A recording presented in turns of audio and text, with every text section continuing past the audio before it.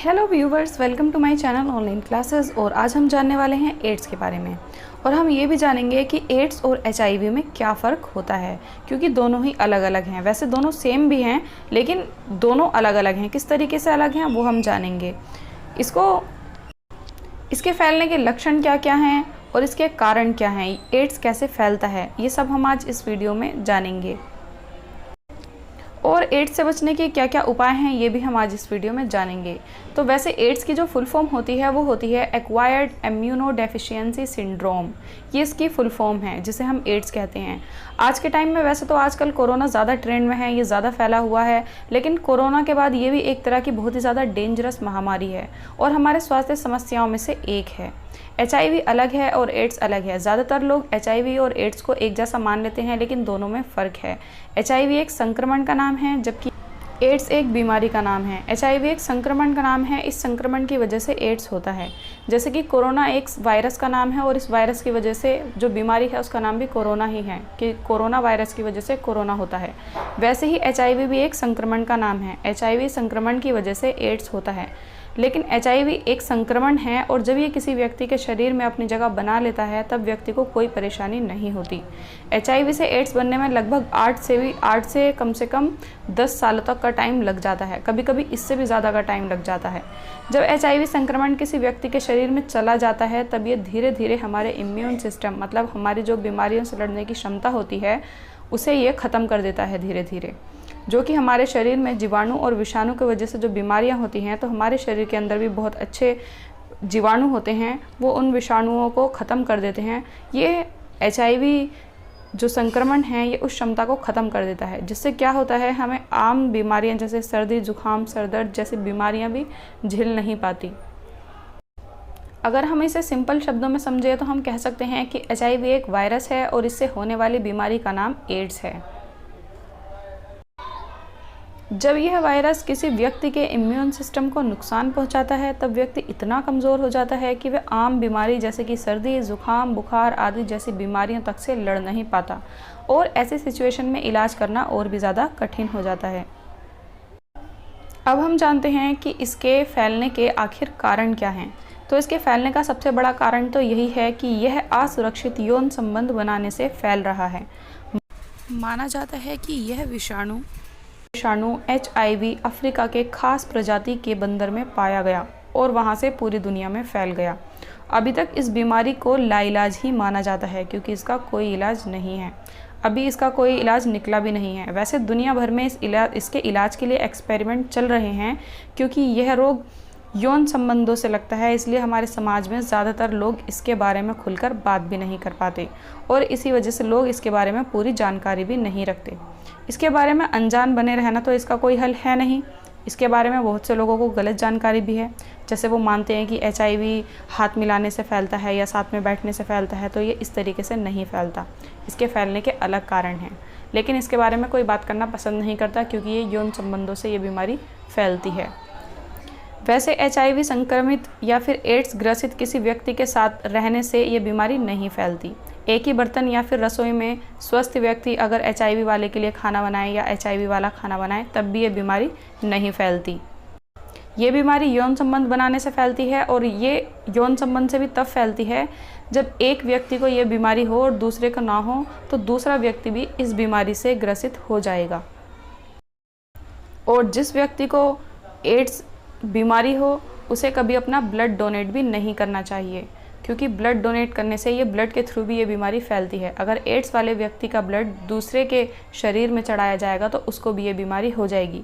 और ये बीमारी ऐसे भी फैलती है जैसे कि अगर पेरेंट्स को, तब आने वाले बच्चों को भी इसका खतरा हो सकता है।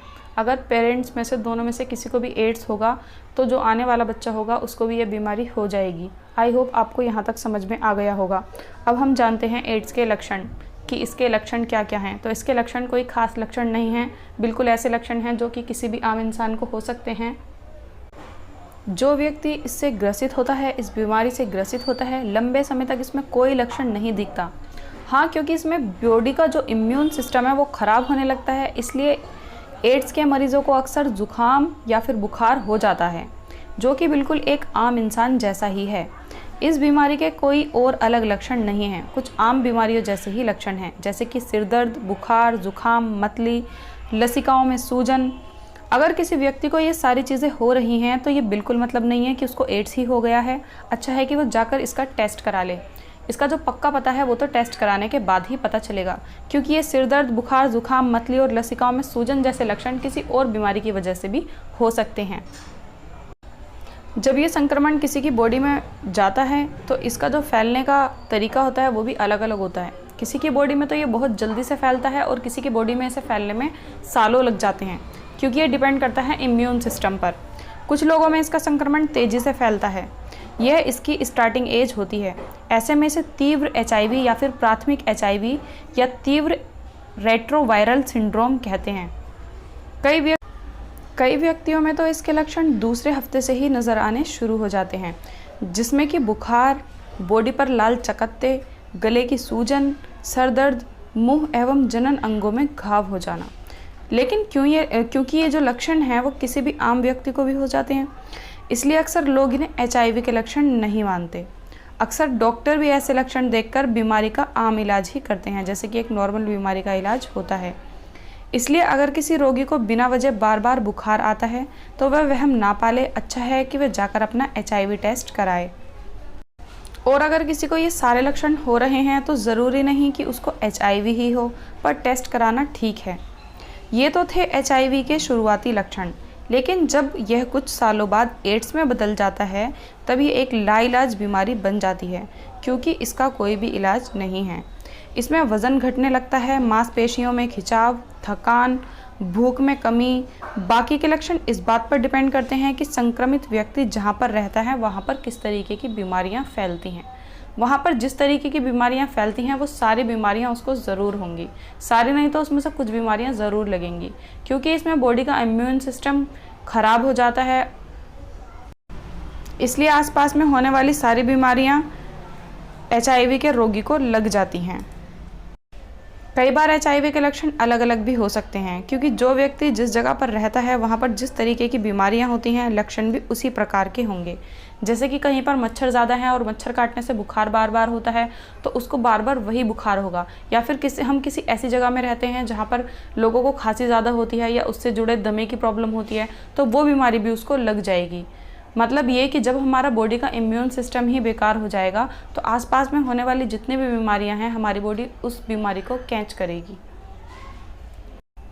अब यहाँ पर हम लास्ट बात करेंगे कि एड्स से बचे कैसे, इससे बचने के उपाय क्या हैं। तो नंबर 1, अपने लाइफ पार्टनर के प्रति हमेशा वफादार रहें।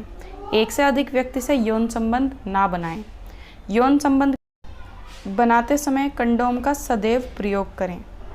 यदि लाइफ पार्टनर में किसी में भी, दोनों में से किसी में भी अगर HIV संक्रमण है और वह जानते हैं तो दोनों आपस में इस बात को लेकर खुलकर बात करें, क्योंकि आपस में ये एक दूसरे को तो हो ही सकता है, साथ में आने वाले बच्चे के लिए भी एक खतरा हो सकता है। अगर किसी को HIV है तो वह ब्लड डोनेट तो कभी ना करे, क्योंकि जिस व्यक्ति को उसका ब्लड चढ़ाया जाएगा उसको भी HIV हो जाएगा। अगर किसी से ब्लड ले रहे हैं तब भी ब्लड में HIV संक्रमण चेक ज़रूर कराएं। अगर हम दे रहे हैं तब भी हमें पता होना चाहिए कि HIV है या नहीं, और अगर हम ब्लड ले रहे हैं तब भी हमें पता होना चाहिए कि HIV है या नहीं। अगर HIV होने का ज़रा सा भी शक है तो तुरंत अपना HIV परीक्षण करा लें। वैसे तो HIV संक्रमण होने पर 3 से 6 महीने तक भी टेस्ट में पता नहीं किया जा सकता कि HIV है या नहीं, लेकिन 6 महीने बाद दोबारा टेस्ट कराएं। अगर HIV संक्रमण शरीर के अंदर घुस जाता है, चला जाता है, उसके बाद भी 3 से 6 महीने तक भी पता नहीं चलता, टेस्ट में भी पता नहीं चलता, लेकिन अगर लक्षण दिखाई देते हैं तो 3 महीने बाद, 6 महीने बाद, 1 साल बाद चेक ज़रूर करवाएं। आई होप आपको इस टॉपिक पे वीडियो अच्छी लगी होगी।